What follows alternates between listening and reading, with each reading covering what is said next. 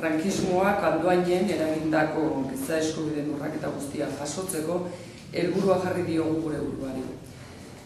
Batzuk ezagunak zaizkigu, beste batzuk entzun ditugu, baina oraingoan hau denak informa batean jasotzeko ardura hartu dugu. Txosten honekin frankismoaren zigorgabetasuna salatu nahi dugu batetik, eta bestetik memorian eta erreparazioan urratsak egin nahi ditugu. Ez da errepikatzeko bermen nagusi bezala bestea beste. Txosten hori osatzeko ardura Andoaingo oroituz elkarteak izango du.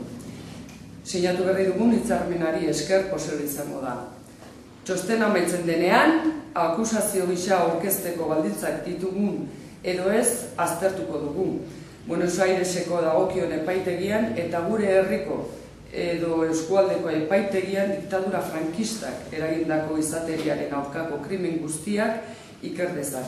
Udala, hau batez gaina onartu dute mozioei esker, danak elkarrekin aurrera egitea ekimen honetan eta azken batean, egialako handengo biktimak izan zian frankismo garaian, 37-37 biktima izan zianen giza eskubideen aldeko ekimen batetaz ari gara dago. Hortu alde hortatik aposa azaldu eta esker luna udaleko ordezkari guztiak bat egin dutelako ekimenarekin.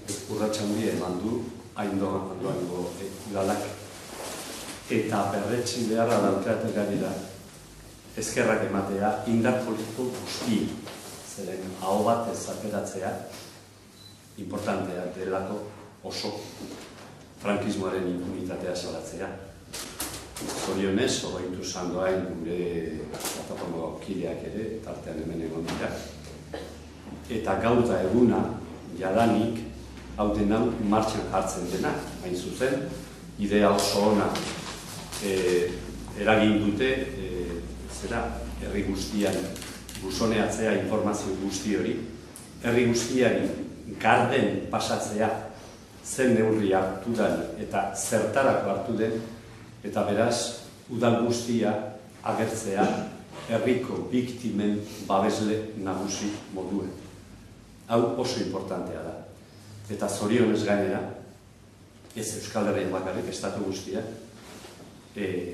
badira, hainbat udal neurri berdina hartu dutenak. Euskal Herrian badira 30 bat udal jadanik neurri hori hartu dutenek, horietatik dozen erdi batek jarri dutek ere jazeren onartzea, pleno baten onartzea lehendabiziko urratsa da, baina gero da dator lan guztia herriko errealitatea, herriko egia gordin hori ondo ateratzea biktima guztiak sartzeko salaketa horretan.